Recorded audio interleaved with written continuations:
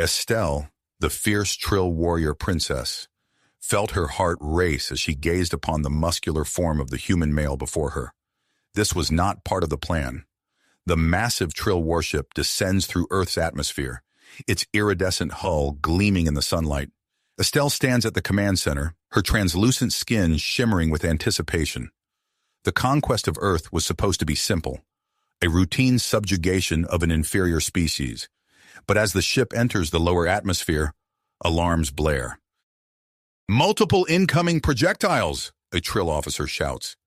Estelle's eyes widen as she watches a swarm of human fighter jets approach on the view screen. "Impossible," she mutters. Their intel suggested Earth's technology was primitive, incapable of mounting an effective defense. The sky erupts in chaos as energy beams and missiles crisscross between the Trill warship and Earth's defenders. The human pilots display unexpected skill and daring, weaving through the alien weaponry with practiced ease. A violent shudder rocks the ship. Estelle grips her command chair as warning lights flash across the control panels. "We've sustained critical damage," an engineer reports. "We're losing altitude." Estelle grits her teeth. This cannot be happening. As the ship plummets, she makes a split-second decision. "Prepare my escape pod." Moments later, Estelle ejects from the failing warship. Her pod streaks through the sky, spinning wildly before crashing into a forested mountainside. The impact knocks her unconscious. Miles away, Paul Foster's head snaps up at the sound of the distant explosion. The former Special Forces operative squints, spotting a trail of smoke rising above the tree line. Curiosity and training kick in as he grabs his pack and heads toward the crash site. Paul moves swiftly through the rugged terrain, his years of wilderness experience evident in every step. As he approaches the smoking wreckage, he notices a figure stirring inside. Cautiously, he approaches. Estelle regains consciousness, her head throbbing. She sees a human male peering into her pod and instinctively reaches for her weapon. But her arm won't move. It's pinned beneath twisted metal.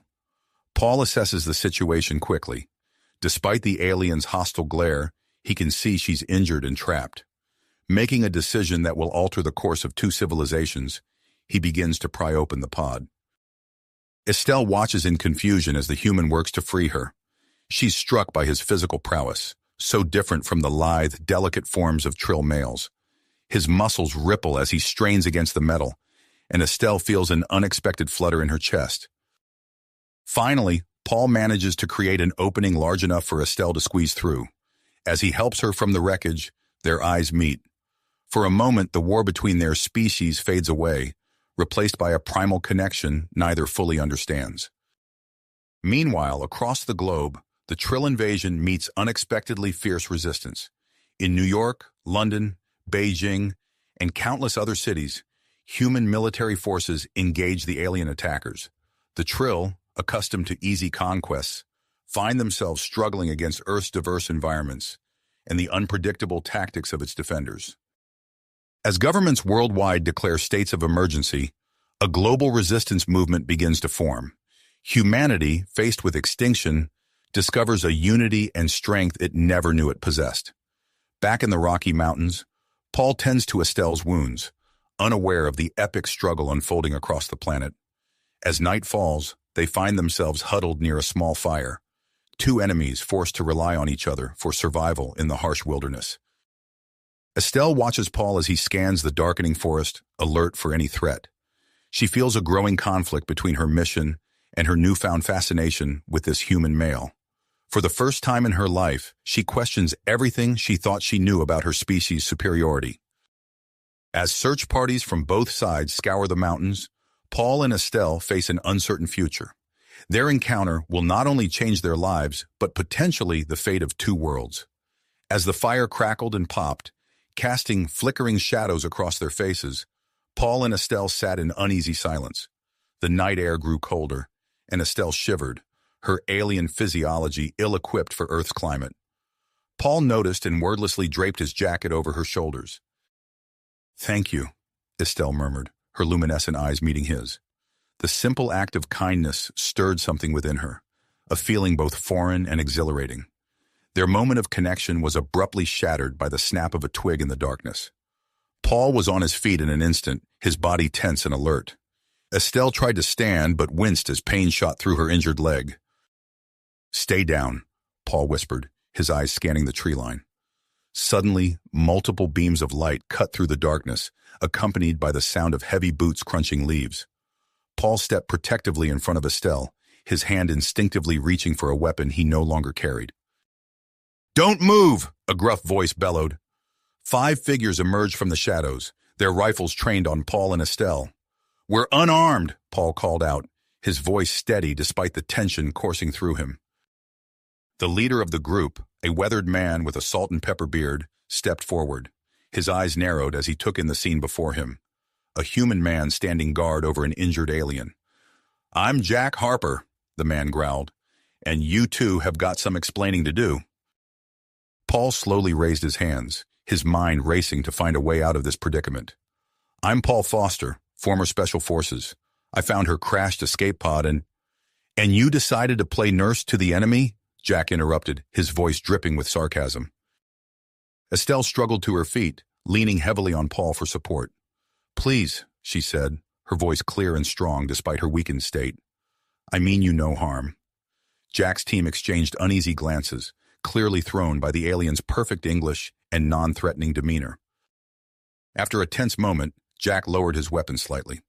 "All right, let's say I believe you're not an immediate threat. What's your plan? You can't stay out here in the open." Paul and Estelle shared a look of uncertainty. They hadn't thought beyond immediate survival. Jack sighed heavily, an internal struggle visible on his face. "Damn it all, we can't leave you out here to die or get caught. You'll come with us, but one wrong move." He left the threat unspoken. As they made their way through the rugged terrain, Estelle marveled at the group's efficiency. These humans moved through the wilderness with a grace and surety that rivaled even the most elite Trill warriors. The hidden compound, when they finally reached it, was a marvel of human ingenuity. Nestled into the side of a mountain, it was nearly invisible until they were right upon it. Inside, a network of caves and tunnels housed a small but well-equipped community. "Welcome to our humble abode," Jack said, his tone still gruff but with a hint of pride. "It's not much, but it's kept us alive so far." As they entered the main cavern, Estelle felt the weight of dozens of human eyes upon her. The mix of fear, curiosity, and hostility in their gazes made her acutely aware of her alien nature. A young woman with close-cropped hair approached, her movements suggesting medical training. "I'm Sarah," she said, addressing Paul but eyeing Estelle warily. "Let's get your friend patched up." As Sarah tended to Estelle's wounds, Paul recounted their story to Jack and his leadership team. The ex-Marine listened intently, his face a mask of stoic consideration. "You realize what a risk you're taking, bringing her here?" Jack finally said. Paul nodded solemnly. "I do, but I couldn't leave her to die, and I think she might be different from the others." Jack's eyes narrowed. "Different? How?" Before Paul could respond, a commotion erupted from the medical area. They rushed over to find Estelle standing, her eyes wide with a mix of awe and trepidation. "Your technology," she breathed, gesturing to the array of medical equipment. "It's so diverse, adaptable. We had no idea." Jack crossed his arms. "There's a lot you don't know about us, Princess." Estelle met his gaze, a new perseverance in her eyes. "Then teach me. Please, I want to understand." The days that followed were a whirlwind of activity and new experiences for Estelle. She watched in fascination as the humans went about their daily routines, chopping wood, hunting game, maintaining their equipment. Paul took it upon himself to be her guide, patiently explaining each task and its importance. One afternoon, as they worked together to repair a section of fencing, Estelle found herself mesmerized by the play of muscles beneath Paul's skin. The Trill males she knew were lithe and graceful, but Paul's raw strength stirred something primal within her. "Is something wrong?" Paul asked, catching her stare. Estelle felt heat rise to her cheeks, an unfamiliar sensation. "No, I'm just amazed by how different you are. How strong." Paul's lips quirked in a small smile.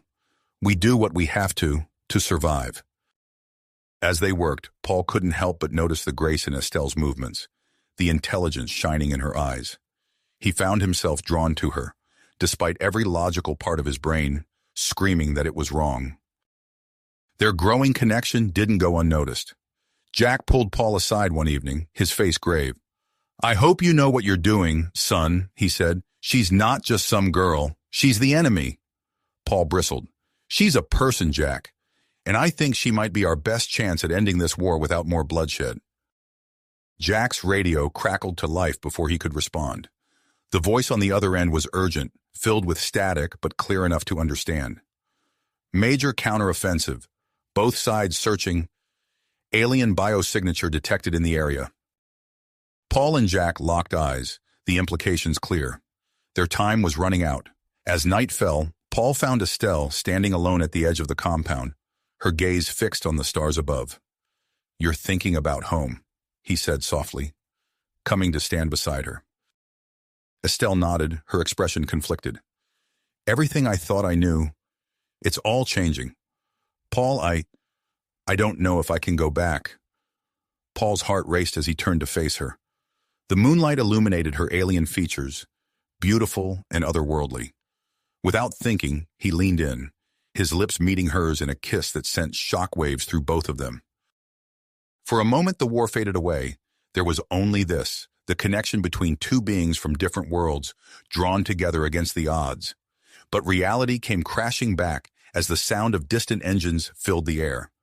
Paul broke away, his eyes scanning the horizon. "We need to warn the others," he said urgently. "They're coming." As alarms began to sound throughout the compound, Paul and Estelle shared one last look. Whatever came next, they knew their lives would never be the same. As alarms blared through the compound, Paul and Estelle's moment shattered. They sprinted back to the main cavern, where Jack was already barking orders. "Perimeter breach! Trill forces incoming!" Jack shouted, his face a mask of dogged dedication. "Everyone to your stations!" The survivalists moved with practiced efficiency, grabbing weapons and taking up defensive positions. Paul's military instincts kicked in, and he quickly assessed the situation. "Jack, we need to funnel them into kill zones," Paul said, gesturing to a map of the compound. "Use the natural choke points to our advantage." Jack nodded, impressed by Paul's tactical acumen. "Good thinking. Sarah, take your team to the eastern ridge. Pete, cover the western approach." As the defenders scrambled to their positions, Estelle stood frozen, her mind racing. She was torn between her loyalty to her people and the connection she'd formed with these humans, especially Paul. Paul noticed her hesitation and approached. "Estelle, I know this is difficult, but we need your help. You know their tactics better than anyone." Estelle met his gaze, her luminescent eyes filled with conflict. After a moment, she nodded. "The Trill will likely use a pincer movement, trying to flank us from multiple angles. Their armor is weakest at the joints." Jack overheard and raised an eyebrow. "Well, I'll be damned. Looks like our alien guest is full of surprises." The first explosion rocked the compound, sending dust and debris cascading from the cave ceiling. Outside, the night sky lit up with the flashes of energy weapons. "Contact!" Sarah's voice crackled over the radio. "Multiple hostiles! Northwest quadrant!" Paul grabbed a rifle and tossed another to Estelle. "Stay close," he said, his voice low and intense. They moved to a defensive position near the cave entrance, crouching behind makeshift barricades. The air filled with the acrid smell of ozone as energy bolts sizzled past. Through the chaos, Paul caught glimpses of the Trill commandos. They moved with fluid grace, their sleek armor gleaming in the muzzle flashes. At their head was a tall figure Paul assumed must be their leader. "Commander Vex," Estelle whispered, her voice a mix of awe and fear. The battle raged with furious intensity. The human defenders, despite their inferior technology, held their ground. Their knowledge of the terrain and Jack's expertly placed traps kept the Trill at bay. Paul coordinated the defense, his military experience proving invaluable. He directed suppressing fire, called out enemy positions, and orchestrated a series of hit-and-run attacks that kept the Trill off balance. Estelle fought alongside him, her enhanced strength and agility turning her into a formidable warrior. She moved with liquid speed, her shots finding weak points in Trill armor with unerring accuracy. As the firefight intensified, Paul and Estelle found themselves separated from the main group. A Trill flanking maneuver forced them to retreat deeper into the cave system. "This way!" Paul shouted, pulling Estelle into a narrow tunnel. They emerged into a small cavern, the sounds of battle muffled by the thick rock walls. Estelle leaned against the wall, breathing heavily. "Paul, I've made my choice. I'm with you, with humanity." Before Paul could respond, the cavern entrance erupted in a shower of rock and dust. 3 Trill soldiers burst through, weapons raised. Paul and Estelle moved as one, diving behind a boulder. They returned fire, their shots echoing in the confined space. 1 Trill went down, then another. The third, more cautious, kept them pinned with sustained fire. Paul could hear the whine of the energy weapon's charge building to a crescendo. In an audacious attempt, Estelle vaulted over their cover. She closed the distance in a blur, her hand striking out in a precise blow to the Trill's neck. The soldier crumpled, unconscious. Paul emerged from cover, his eyes wide. "That was a Trill nerve strike," Estelle finished, a small smile playing on her lips. "Effective on humans too, so don't get any ideas." Their eyes met, and the tension that had been building between them since their first encounter finally broke. Paul pulled Estelle close, their lips meeting in a passionate kiss. For a moment, the war faded away, leaving only the connection between them. The moment was shattered by Jack's voice crackling over Paul's radio. "Foster, we've got reinforcements incoming. U.S. Special Forces, led by Colonel Hawkins. They're bringing a Trill scientist who insists on speaking with your alien friend." Paul and Estelle shared a look of surprise and uncertainty. Whatever came next, they knew their lives, and possibly the fate of 2 worlds, would never be the same. As they made their way back to the main cavern, the sounds of battle began to fade. The human defenders had held their ground, and with the arrival of Colonel Hawkins's team, the tide had turned decisively. Commander Vex, watching his forces falter, received new orders from Admiral Zorn. Capture Estelle at all costs, eliminate all humans. But as he watched Estelle fighting alongside the humans, doubt began to creep into his mind. The battle for the compound was over, but the war for Earth and for the truth was just beginning. The compound buzzed with activity as human defenders and newly arrived U.S. Special Forces secured the perimeter.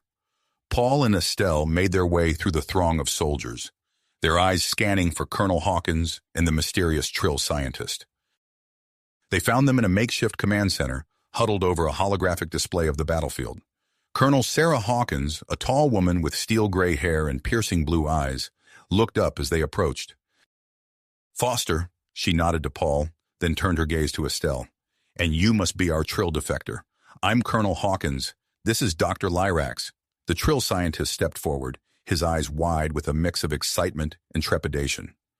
"Estelle, daughter of Admiral Zorn, your actions here, they change everything."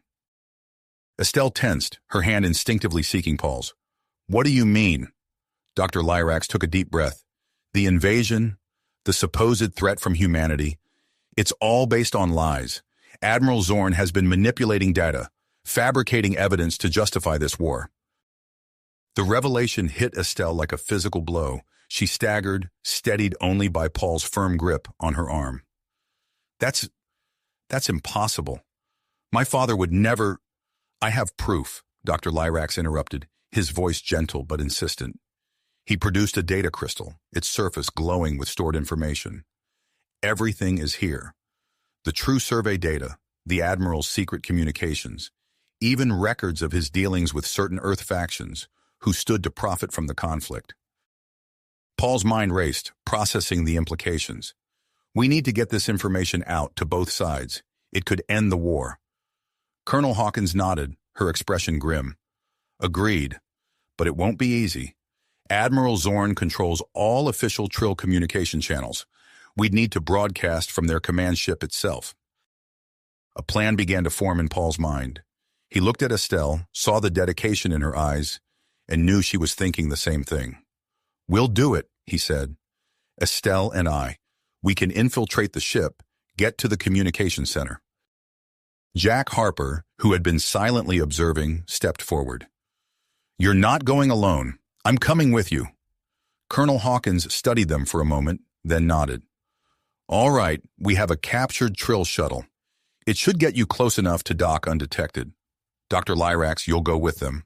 You'll need to authenticate the data once it's transmitted. As the others began to prepare, Paul pulled Estelle aside. In the dim light of a secluded alcove, he searched her face. Are you okay? This can't be easy for you. Estelle's eyes shimmered with unshed tears. My whole life I believed in our cause, in my father. To find out it was all a lie. She trailed off, her voice breaking. Paul drew her close, feeling the warmth of her alien body against his. You're doing the right thing. You're saving lives on both sides. Their eyes met, and in that moment, the tension that had been building between them finally broke. Their lips met in a passionate kiss, conveying all the emotions they couldn't put into words. When they finally parted, both were breathless. We should get ready, Estelle said softly, her hand lingering on Paul's chest. As they prepared for the mission, gathering weapons and equipment, Paul couldn't shake the feeling that everything was about to change. The fate of two worlds rested on their shoulders. But all he could think about was the alien woman by his side. The captured Trill shuttle hummed to life, its sleek design a stark contrast to the rugged human technology surrounding it. Paul, Estelle, Jack, and Dr. Lyrax boarded, each lost in their own thoughts about the task ahead. As they lifted off, leaving the safety of the human compound behind, Paul caught Estelle's eye. No words were needed. Whatever came next, they would face it together. The shuttle accelerated, piercing the night sky as it climbed toward the looming shape of the Trill command ship. Behind them, Earth gleamed like a blue jewel, a reminder of everything at stake. Ahead, the vast expanse of space beckoned, filled with both danger and possibility. The mission to end the war had begun. As the shuttle docked with the Trill command ship, Paul's heart raced with anticipation. The team moved swiftly through the corridors, guided by Estelle's knowledge of the ship's layout. They reached the communications center without incident, catching the skeleton crew off guard. Dr. Lyrax worked feverishly at the control panel, uploading the damning evidence. It's done, he announced. The truth is out there now. The aftermath unfolded rapidly. Within hours, the invasion forces stood down. Admiral Zorn was arrested by his own officers, and the Trill High Command sued for peace. In the days that followed, Paul and Estelle found themselves at the center of a whirlwind. They were whisked from the compound to Washington, D.C., then to New York City for an emergency session of the United Nations. The world watched as humans and Trill alike grappled with the implications of first contact gone wrong and the possibility of peaceful coexistence. As their motorcade approached the UN headquarters, Paul gazed out at the crowd lining the streets. Some cheered, waving hastily made signs proclaiming unity. Others stood silent, their faces masks of suspicion or outright hostility. Quite a welcome wagon, Jack muttered from the seat across from them. Estelle squeezed Paul's hand. They're afraid. Can you blame them? Paul shook his head. No, but we have to show them there's another way. The UN building loomed before them, its facade overflowing with security personnel from both species. As they stepped out of the vehicle, a barrage of camera flashes nearly blinded them. Inside, the General Assembly Hall buzzed with tension. Delegates from every nation on Earth sat alongside a contingent of Trill representatives. The cacophony of languages and translator devices created a surreal backdrop as Paul and Estelle took their seats. Secretary General Chen addressed the assembly, her voice grave. We stand at a crossroads. The actions of a few nearly plunged our worlds into devastating conflict. Now, we must decide. Do we retreat into fear and isolation, or do we reach for a future of cooperation and mutual understanding? As the debate raged, Paul noticed a human delegate glaring at Estelle. The man leaned over to his colleague, whispering something that made them both scowl. Paul's heart made, but Estelle laid a calming hand on his arm. It's all right, she murmured. We knew this wouldn't be easy. Their quiet moment was interrupted by a commotion near the back of the hall. A group of protesters had somehow slipped past security, unfurling banners that read, Earth for Humans, and Remember the Invasion. As security moved to remove them, a charismatic figure stepped forward. Senator Marcus Graves, his voice booming even without a microphone, addressed the assembly. How quickly we forget the destruction wrought upon our cities, the lives lost to alien aggression. I say we expel every last Trill from our planet. Only then can we ensure the safety of our species. Murmurs of agreement rippled through the crowd. Paul felt a sinking sensation in his stomach. He glanced at Estelle, seeing the pain in her eyes at the senator's words. Before anyone could respond, Dr. Lyrac stood, his voice cutting through the noise. "If I may address the assembly," he said, his translator conveying his calm tone, "I propose a joint scientific initiative between our species. Together we can tackle the greatest challenges facing both our worlds: climate change, resource scarcity, disease. Let us turn our combined intellect towards progress, not destruction." The proposal sent a ripple of excitement through the delegates. Even some of those who had nodded along with Senator Graves looked intrigued. As the session adjourned for the day, Paul and Estelle found themselves surrounded by a mix of supportive and hostile faces. They answered questions as best they could, trying to bridge the gap between their species, one conversation at a time. Later that night, in the privacy of their hotel room, Paul pulled Estelle close. "You okay?" he asked, searching her luminescent eyes. She sighed, resting her head on his chest. "It's overwhelming. All these people looking to us for answers. What if we can't live up to their expectations?" Paul stroked her hair, marveling at its silken texture. "We just have to keep trying. Show them what's possible when we work together." Their moment of peace was shattered by an urgent knock at the door. Colonel Hawkins entered, her face grim. "We have a situation.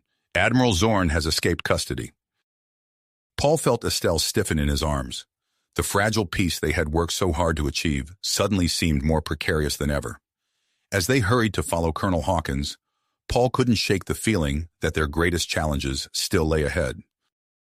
As they hurried to follow Colonel Hawkins, Paul's mind raced with the implications of Admiral Zorn's escape. The next few days passed in a whirlwind of activity. Despite the setback of Zorn's escape, the momentum for peace continued to build. Paul and Estelle found themselves at the center of it all, their unique relationship serving as a powerful symbol of human Trill cooperation. Their impassioned address to the UN General Assembly struck a chord with both species. Paul spoke of the potential for collaboration, while Estelle shared her personal journey from loyal Trill officer to advocate for peace. As they finished speaking, the hall erupted in applause. The immediate outcome was the formation of a joint human Trill Council, tasked with overseeing collaborative efforts in science, technology, and cultural exchange. Paul and Estelle were appointed as special ambassadors, a role that would take them across the globe to promote interspecies understanding.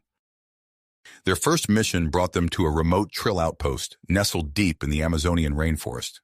As their shuttle descended through the lush canopy, Paul marveled at the seamless integration of Trill technology with the natural environment.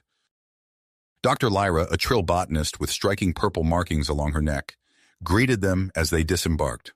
"Welcome to Earth's green heart," she said, her translator conveying her excitement. "We've made some incredible discoveries here."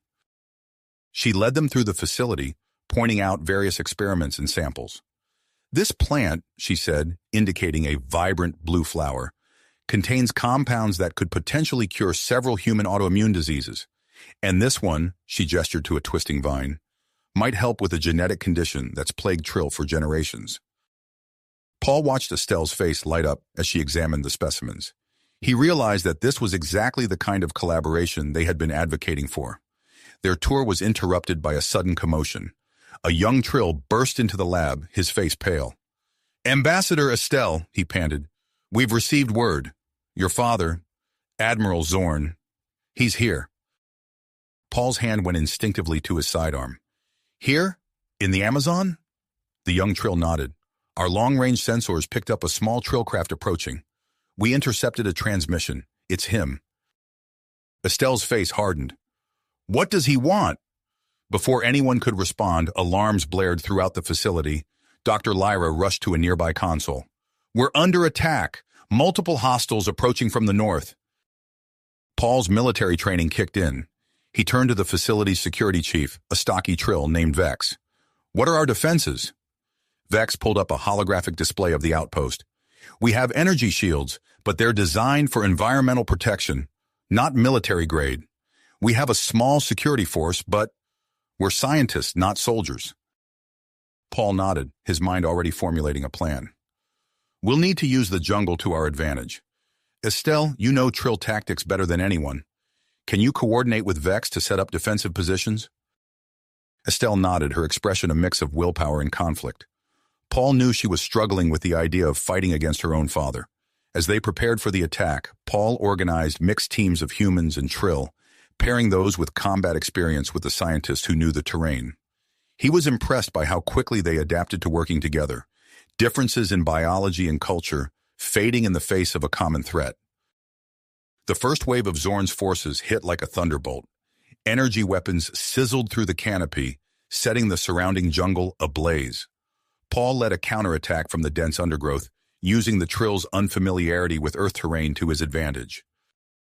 In the heart of the facility, Estelle coordinated the defense, her voice calm and steady over the comm system. But as the battle raged on, Paul could hear the strain in her tone. He fought his way back to the central lab where Dr. Lyra was frantically backing up her research data. "We can't let them destroy this," she said, her hands flying over the controls. Suddenly, the lab doors burst open. Admiral Zorn strode in, flanked by two burly Trill soldiers. His eyes locked onto Estelle, who stood protectively in front of Dr. Lyra. "Daughter," Zorn said, his voice a mixture of anger and what might have been regret. "Step aside. This." He gestured to the lab. "This abomination must be destroyed. Our people cannot be allowed to mix with these primitives." Estelle stood her ground, her voice steady. "Father, please, look around you. Look at what we've accomplished together. This isn't abomination, it's progress." Paul edged closer, his weapon trained on Zorn's guards. He could see the conflict in Estelle's eyes, the pain of having to stand against her own father. Zorn's face twisted with rage. "You've been corrupted by these humans. I'll destroy this place myself if I have to." He raised his weapon, aiming at the bank of computers holding Dr. Lyra's research. Time seemed to slow. Paul saw Estelle's hand move, saw the persistence in her eyes. In one fluid motion, she drew her own weapon and fired, the energy blast catching Zorn in the shoulder and spinning him to the ground. The room erupted into chaos. Paul tackled one of Zorn's guards, while Estelle engaged the other. Dr. Lyra dove for cover, clutching her precious data crystals. As the dust settled, Paul looked up to see Estelle standing over her father, weapon trained on him, but her hand shaking. Zorn looked up at her, his expression unreadable. "It's over, Father," Estelle said, her voice barely above a whisper. "Please, don't make this any worse." Outside, the sounds of battle were fading. Paul's communicator crackled to life with reports of Zorn's forces surrendering or retreating into the jungle.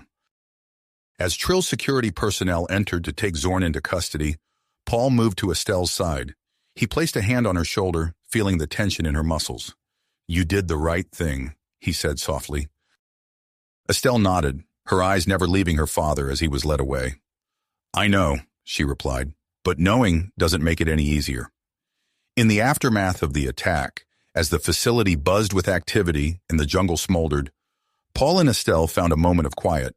They stood on an observation platform, looking out over the vast expanse of the Amazon. "What happens now?" Estelle asked, her voice thick with emotion. Paul took her hand, marveling as always at how perfectly it fit in his. "We keep going. We show both our peoples that this is possible, that we're stronger together." As if on cue, his communicator beeped. It was a message from the Human Trill Council. Their successful defense of the outpost and the preservation of Dr. Lyra's research was being hailed as a turning point in interspecies relations. "They want us to address the Trill High Council," Paul said, scanning the message, "to present the results of the Amazon mission." Estelle nodded, a small smile forming on her lips despite the day's events. "Then I guess we'd better start preparing." As they made their way back to the shuttle, Paul couldn't help but feel a sense of optimism. The path ahead would be challenging, but with Estelle by his side, he felt ready for anything. The shuttle lifted off, rising above the canopy. As Earth fell away beneath them, Paul and Estelle stood united, their eyes fixed on the stars and the future they hoped to build together. The shuttle's descent through the Trill atmosphere was smoother than Paul had expected. As they broke through the cloud cover, he caught his first glimpse of the Trill homeworld, a tapestry of emerald continents and sapphire oceans that took his breath away. Estelle squeezed his hand, her eyes shining with a mix of excitement and apprehension. "Welcome to my world," she said softly. As they touched down on the landing pad, Paul noticed the crowd that had gathered. Trill of all ages pressed against the security barriers, their faces a mix of curiosity and suspicion. Some held signs welcoming the human ambassador, while others bore messages of protest. A delegation of Trill officials approached as Paul and Estelle disembarked. The lead figure, a tall Trill with intricate markings along his temples, stepped forward. "Ambassador Estelle, Lieutenant Commander Hayes," he said, his translator conveying a formal tone. "I am Counselor Vex. On behalf of the Trill High Council, welcome to Trill Prime." As they were escorted through the spaceport, Paul couldn't help but notice the stares and whispers that followed them. He heard snatches of conversation in the musical Trill language, punctuated by the word human in various tones of wonder and distrust. The journey to the High Council. Chambers was a blur of alien architecture and unfamiliar sights. Paul found himself marveling at the seamless blend of nature and technology that seemed to define Trill construction. Inside the council chambers, Paul and Estelle took their places at the center of the room. The counselors, resplendent in their formal robes, looked down at them from tiered seats. As they began their presentation on the Amazonian mission, Paul felt a surge of pride. The images of human and Trill scientists working side by side, the breakthrough discoveries they had made together, it all spoke to the potential of their alliance. Estelle's voice rang clear as she described the medicinal properties of the plants they had studied. "This collaboration has already yielded results that could save countless lives on both our worlds," she concluded. The counselors were nodding, some even leaning forward with interest. Paul allowed himself a moment of hope. That hope was shattered by a sudden commotion at the chamber doors. A group of Trill burst in, their faces contorted with anger. "Death to the human alliance!" one of them shouted, brandishing a weapon. Paul's combat instincts kicked in immediately. He vaulted over the presentation podium, tackling the lead attacker before he could fire. Out of the corner of his eye, he saw Estelle engaging another assailant, her Trill military training evident in her fluid movements. The chamber erupted into chaos. Paul disarmed his opponent with a swift strike, then spun to face the next threat. He found himself fighting back-to-back with a Trill security officer, their movements synchronized as if they had trained together for years. In a matter of minutes, it was over. The attackers lay subdued on the chamber floor, surrounded by a mix of human and Trill security personnel. Paul helped Estelle to her feet, quickly scanning her for injuries. "I'm fine," she assured him, though her breathing was heavy. "Nice moves back there." Paul turned to face the council, expecting to see fear or anger. Instead, he was met with looks of admiration and respect. Counselor Vex stepped down from his seat, approaching Paul and Estelle. "Your quick action and bravery have saved lives today," he said. "You've shown us the true strength of human-Trill cooperation." As the adrenaline of the fight faded, Paul became aware of the buzz of excitement filling the chamber. Counselors were conferring in hushed tones, gesturing animatedly. Finally, Counselor Vex addressed them again. "In light of today's events and the success of your Amazonian mission, the High Council has a proposal." He paused, his gaze moving between Paul and Estelle. "We wish to initiate a genetic compatibility study exploring the possibility of human-Trill offspring. As the most prominent human-Trill couple, we ask for your participation in this groundbreaking research." Paul felt a jolt of surprise. He looked at Estelle, seeing his own mix of excitement and uncertainty reflected in her eyes. The implications of such a study were enormous, potentially reshaping the future of both their species. After a moment of silent communication, Estelle spoke for both of them. "We would be honored to participate, Counselor. If our involvement can strengthen the alliance between our peoples, we're ready to face whatever challenges lie ahead." Vex nodded, a hint of a smile on his face. "Excellent. Dr. Zara, our leading geneticist, will oversee the study. She'll brief you on the details." As they left the council chambers, Paul and Estelle found themselves at the center of a whirlwind of activity. News of the attack and their heroic response had already spread, and now whispers of the genetic study were adding to the excitement. Dr. Zara, a Trill with striking blue markings, met them outside. "I look forward to working with you both," she said, her eyes gleaming with scientific curiosity. "We'll begin with some preliminary tests tomorrow, if you're ready." As they made their way to their assigned quarters, Paul's mind raced with the possibilities that lay ahead. He and Estelle had already broken new ground in human-Trill relations. But this could change everything. Estelle seemed to sense his thoughts. She took his hand, intertwining her fingers with his. "Whatever happens," she said softly, "we're in this together." Paul nodded, squeezing her hand in return. As they walked through the alien corridors of the Trill capital, he couldn't shake the feeling that they were on the brink of something monumental.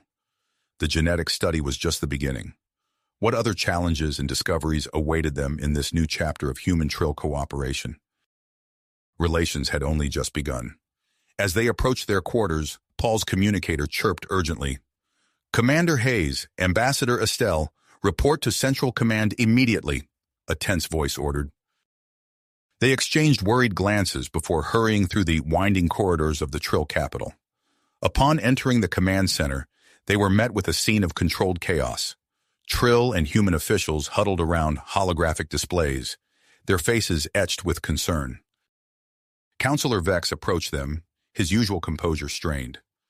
"We've received an urgent transmission from the human Trill Council. An unknown alien fleet has entered our solar system, bypassing all early warning systems." Paul felt a chill run down his spine. "How is that possible?" "Their technology is far beyond ours," Vex explained, leading them to a central display. "They call themselves the Zinthar, and they're demanding immediate surrender of both Earth and Trill Prime." The hologram showed a massive fleet of sleek, otherworldly vessels positioned near Mars. Paul's military training kicked in as he assessed their formation and numbers. "We're outgunned," he muttered. Estelle nodded grimly. "But we're not out of options. Counselor, what's our response?" Vex's expression hardened. "The Council has authorized the deployment of a joint human-Trill defense force, and they want you two to lead it." Paul blinked in surprise. "Us? But we're not." "You're exactly what we need," Vex interrupted. "Your unique bond, your combined experience. You represent the best of both our peoples." Estelle squeezed Paul's hand. "We'll do it." The next hours were a blur of activity. Paul and Estelle raced against time, coordinating with human and Trill military leaders to assemble their fleet. Engineers worked feverishly to integrate technologies from both species, creating hybrid systems never before attempted. In the midst of the preparations, Dr. Zara approached them, her eyes bright with excitement despite the dire circumstances. "I have something that might help," she said, holding up a vial of iridescent liquid. "I've adapted Trill bioenhancement techniques for human physiology. It should allow you and other human crew members to better withstand space combat conditions." Paul eyed the vial warily. "Is it safe?" "As safe as charging into battle against an unknown alien threat," Zara replied with a wry smile. After a moment's hesitation, Paul nodded. "Do it." As the enhancement coursed through his veins, Paul felt a surge of strength and clarity. He met Estelle's gaze, seeing his own purpose reflected there. "Ready?" she asked. "Let's save our worlds," he replied. Their fleet launched, a patchwork armada of human and Trill vessels, united against a common foe. As they approached Mars, the Zinthar fleet loomed before them, their ships dwarfing even the largest human Trill cruisers. "All ships, engage on my mark," Paul's voice rang out over the comm. "Remember your training, trust your instincts, and watch each other's backs." The space around Mars erupted into chaos as the two fleets clashed. Energy weapons lanced across the void, and explosions bloomed in silent bursts of light and debris. Paul's unorthodox tactics, honed during his Special Forces days, caught the Zinthar off guard. He directed strike teams to exploit weaknesses in the alien formation, while Estelle's expert piloting allowed her to outmaneuver the enemy's fastest ships. Despite their initial success, the sheer number of Zinthar vessels began to overwhelm them. Paul and Estelle's ship took a direct hit, sending them spiraling towards the Martian surface. "Brace for impact," Paul shouted as Estelle fought the controls. They crashed hard, skidding across the red Martian soil before coming to a stop in a cloud of dust. Alarms blared as they assessed the damage. "We're grounded," Estelle said, her voice tight with pain. "Communications are down." Paul nodded, already moving to gather emergency supplies. "We need to get the comms back online and—" His words were cut short by a piercing whine. Through the cracked view screen, they saw a Zinthar scout ship landing nearby. "Looks like we've got company," Paul said grimly, checking his weapon. "Ready?" Estelle nodded, her own weapon at the ready. They exited their damaged ship, the Martian wind whipping red dust around them as they took cover behind a rocky outcropping. The Zinthar emerged from their vessel, their forms obscured by sleek, environmental suits. Paul counted 5 of them, armed with weapons unlike anything he'd seen before. "On my signal," he whispered to Estelle. The firefight erupted in a cacophony of energy blasts and shouts. Paul and Estelle moved in perfect sync, covering each other as they maneuvered for better positions. Their human Trill training paid off as they quickly took down 3 of the Zinthar. But as Paul moved to flank the remaining 2, he saw one of them take aim at Estelle. Without hesitation, he threw himself into the line of fire. The alien weapon's blast caught him square in the chest, sending him flying backward. "Paul!" Estelle's scream of anguish was the last thing he heard before darkness claimed him. When Paul regained consciousness, he found himself back inside their ship, Estelle's tear-streaked face hovering over him. He tried to speak, but only managed a weak cough. "Don't try to move," Estelle said, her voice thick with emotion. I did something risky." Paul's eyes widened as he noticed the makeshift transfusion apparatus connecting Estelle's arm to his. "What did you do?" he managed to croak. "I used my blood," she explained.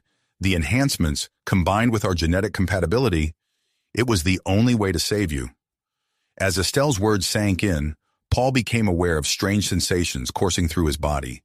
He felt stronger, more alert, his senses sharper than ever before. "We need to get back out there," he said, sitting up with surprising ease. "The fleet is still fighting," Estelle finished, helping him to his feet. "But now we might have an edge they won't expect." Together they stepped out onto the Martian surface, ready to rejoin the battle that would decide the fate of their worlds. As they worked to repair their ship, Paul marveled at his new abilities, knowing that whatever came next, he and Estelle would face it together. If you finished this story, please subscribe and like the video. Then leave a comment that says, "I liked the story," and I will heart every single one of them. It really helps me. Thank you for your time.